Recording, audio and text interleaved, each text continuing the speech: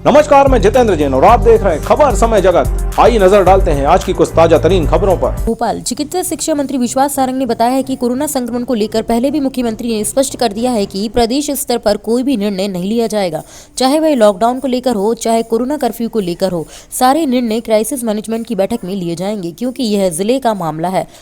उन्होंने बताया कि क्राइसिस मैनेजमेंट ग्रुप जो चाहे वह निर्णय ले सकता है। कोरोना को लेकर पूरी सुचारू व्यवस्था की गई है। साथ ही रेमडेसिविर इंजेक्शन अस्पतालों और मेडिकल कॉलेजों में सरकार द्वारा दिए जाएंगे।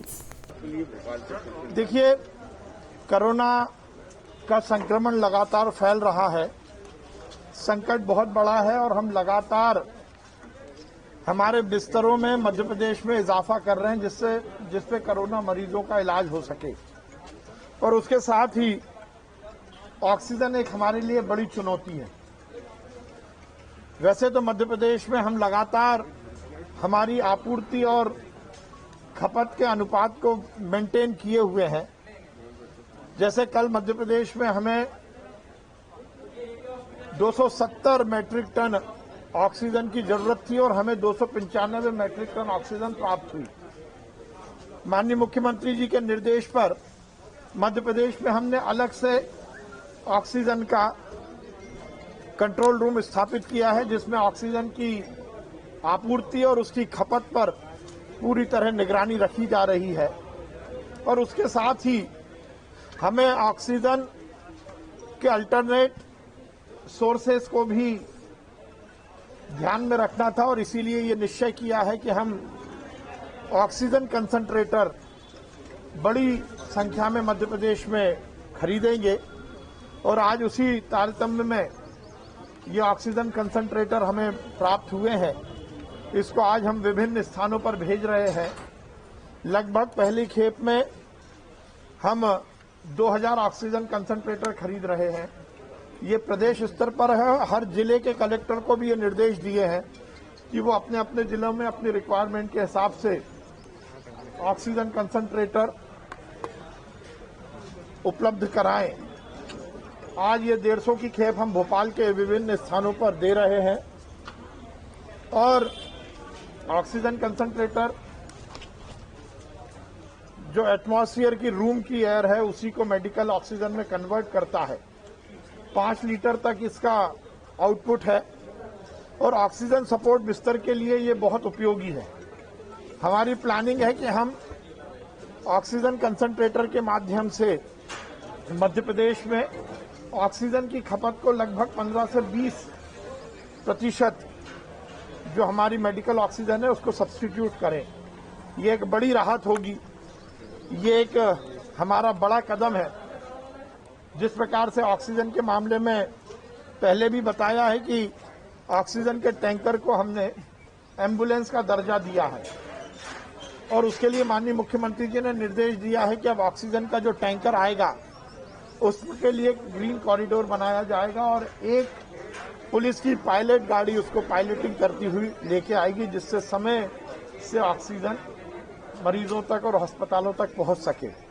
आज ऑक्सीजन कंसंट्रेटर भोपाल के विभिन्न स्थानों पर हम डिस्ट्रीब्यूट कर रहे हैं। इनको लेकर भी मध्य प्रदेश में पूरी सुचारू व्यवस्था लागू की गई है और अब रेमडेसिविर इंजेक्शन की वो आपाधापी नहीं है जो हमें पहले देखने को मिल रही थी। रेमडेसिविर इंजेक्शन का निश्चय ये किया गया है कि सरकारी अस्पतालों में, मेडिकल कॉलेज में हम निःशुल्क इसका वितरण करेंगे। और उसके साथ ही ये भी निश्चित किया गया है कि रेमडेसिविर इंजेक्शन अब केवल संस्थानों के माध्यम से ही मिलेंगे, मतलब सरकारी अस्पताल या निजी अस्पताल संस्थानों को ही मिलेंगे। स्टॉकिस्ट को भी इसकी सुचारू आपूर्ति की जाएगी और वहां से भी प्राइवेट हॉस्पिटल इसको ले सकते हैं।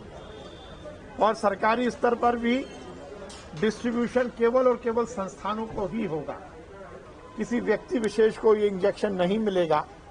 आईसीएमआर और एम्स की गाइडलाइन के हिसाब से जिन जिन मरीजों को रेमडेसिविर की जरूरत है उस जरूरत को पूरा करने के निर्देश दिए हैं। अभी 50,000 का प्रोक्योरमेंट हमने किया है, आगे फिर 50,000 इंजेक्शन हम लेने वाले हैं और उसके बाद 20 तारीख के बाद ओपन हम टेंडर के माध्यम से लाखों इंजेक्शन और लेंगे।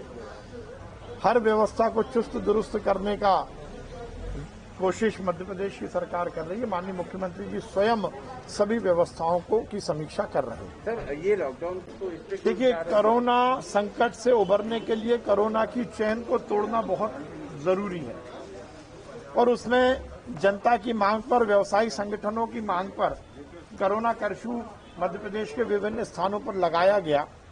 7 दिन के कोरोना कर्फ्यू से निश्चित रूप से बहुत फायदा हुआ होगा, पर क्योंकि ये संक्रमण की चेन है, ये चेन टूटने के बाद इसके रिजल्ट 10-15 दिन बाद दिखते हैं। तो मुझे पूरी उम्मीद है कि ये 7 दिन का जो हमारा कोरोना कर्फ्यू है, इसके दूरगामी परिणाम सकारात्मक होंगे और अगले 5-7 दिन बाद हम देखेंगे कि इस चेन को हम ब्रेक कर पाए। पर उसके बाद भी मैं जनता से निवेदन करना चाहता हूँ, सरकार डंडा नहीं चलाना चाहती, सरकार फुल लॉकडाउन नहीं लगाना चाहती, इसीलिए जनता की मांग पर कोरोना कर्फ्यू लगाया है।